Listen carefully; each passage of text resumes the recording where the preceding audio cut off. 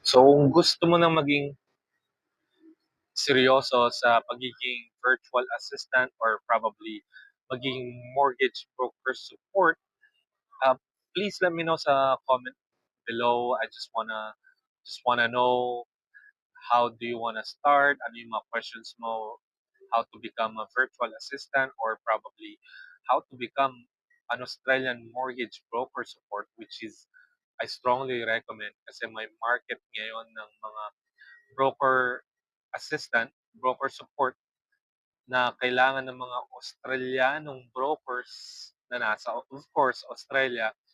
Make sure you study how to become one.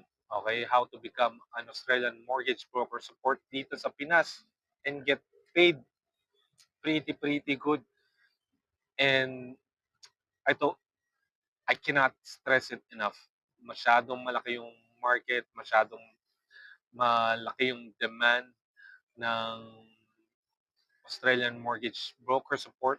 And if you want to learn how to do it, you want to learn what are the requirements, how to start, please let me know sa comment below. I want to answer more questions using short form.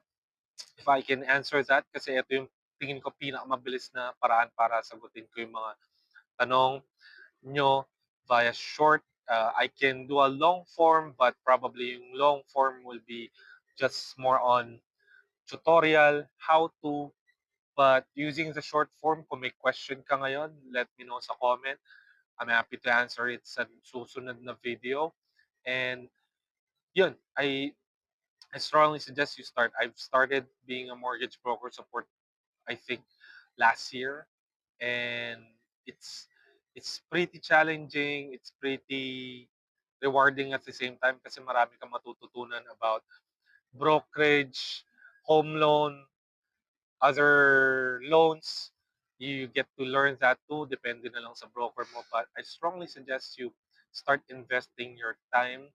If you hop into this video at kung college graduate ka or probably you're in a BPO industry tapos you want to move to a different career, I think this is the best time for you.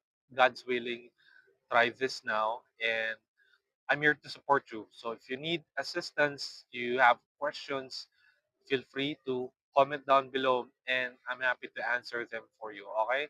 So I'll help you every step of the way. And if you would love to hear from me about these kind of videos, please let me know. I appreciate your feedback and you have a good day.